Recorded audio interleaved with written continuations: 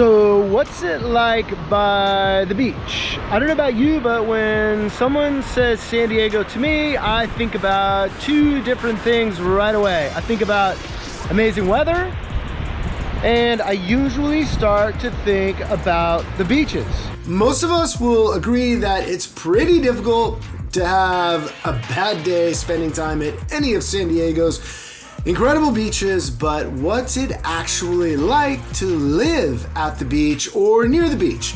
I don't mean like visit for the day, not spending the weekend in a vacation rental, that type of stuff. I mean actually living near the beach full time, all the time. For this video, I thought I'd break it down for you. So if you're considering living near the beach, these are the top 5 things you should know. The number one thing you need to consider is exactly what beach or beach neighborhood are you considering living in. The lifestyle difference between San Diego's beach towns can be drastically different per location. All right, so living here in Pacific Beach, we're about 3 blocks from the beach, which would be this way, is going to be drastically different, at least in my experience, than living here in Del Mar. So you're going to be close to the beach, close to the ocean, but it's going to be a very, very different lifestyle experience. Living in a condo on the cliffs of Solana Beach is going to be equally as different as living in, say, like a condo in Ocean Beach. Some areas are full of young college-age residents, let's say, that are there to party. When the sun goes down, they come to life. Other beach areas are going to be super laid back, slow-paced, and basically turned down as the sun goes down. A second consideration that you need to think about is the cost of living. Have you ever heard the saying, location, location, location? Of course you have. Living near the beach in the ocean is going to cost you. If you're looking to save money, you might want to consider either renting or buying something slightly more inland or just a little bit set back or farther away from the ocean and the beach, because any housing anywhere remotely close to the ocean will be available, but it's available at a premium. Plus, depending on the specific neighborhood, everything else is probably going to be just more expensive in general. Locations that get more tourists, for example, they're going to charge more for just about everything. Guess what? Tourists love the beach. What you pay for, what you pay for a sandwich or a cup of coffee in the suburbs of San Diego is not always what you are going to be paying at the beach. So I'm down in Mission Beach, and this is kind of a funny story, but see this subway over here? Way back when I went through this like subway phase where I think I had subway like almost every single day, and I get the same thing. So I knew exactly what my order was supposed to cost. And I walked into this subway and I placed my order, was ready to check out and pay, and then it was actually more than I was used to paying, because I knew like down to the penny what it should cost. And I asked the subway employee if the order was right or the pricing was right, and she said they have tourist pricing at this location.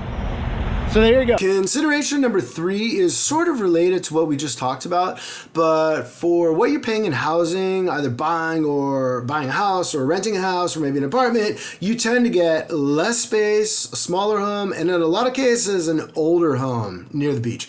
Not all the homes are old, but a lot of them are. For rentals, a ton of them tend to be slightly aged. If you're looking for a brand new, like shiny, fancy apartment, I would consider looking in the city areas, like let's say like Little Italy. All right, so this is going to be Little Italy, and you can see around me the lifestyle down here is totally different than the beach. Like, check this. These are like brand new apartments, pretty much, like luxury apartments are available. So it's Vici, and then that is Ammo, but there's a ton of them down here. So if that's what you're looking for, then you need to look in areas like this, not the beaches. You're not going to find many options like that in most of the beach areas. Also, if you want to buy a home and have a little yard space, let's say, right? Who doesn't want yard space with us? This can be very difficult to find anywhere near San Diego's beaches. Unless you're talking like millions of dollars, it's possible, but it's going to cost you. A fourth consideration that I see people forget about all the time is to consider the traffic. Does traffic drive you nuts? I know it drives me nuts.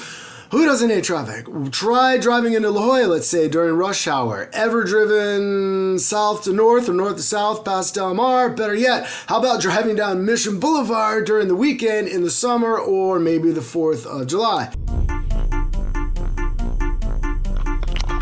Not sure if you guys can see, but I'm driving into Mission Boulevard. There's some traffic, not a big deal every now and then, but if you live down here, man, this would get old.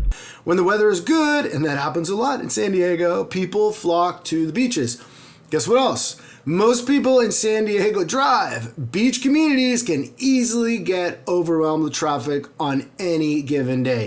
If you live at the beach and are trying to leave, or maybe you're just trying to drive back home after a long day at work, if you pick the wrong time to be on the road, you can find yourself sitting in serious traffic jams just like blocks from your house.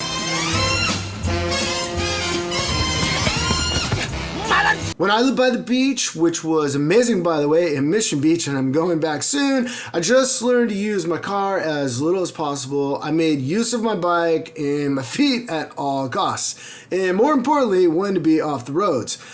Near the beach, traffic is definitely going to be a thing. For number 5, this is going to seem maybe a little bit weird, especially if you're not from San Diego or you haven't spent a lot of time here, but the sun is not always shining.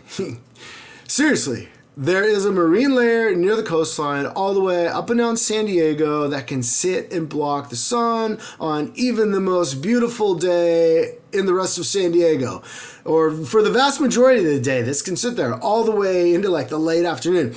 You can be driving in from, let's say, like Talmadge or Rolando, which is like near San Diego State, where it's 80 degrees out, not a cloud can be seen in the sky. You roll up to the entrance to Pacific Beach and boom, you see it. Gray clouds all the way to the south, all the way to the north that just seem to sit over the waves of sand. All right, so this is gonna be like a comparison here. So this is gonna be, right now it's pretty clear. It's a little bit later in the afternoon, sun's out, check this out.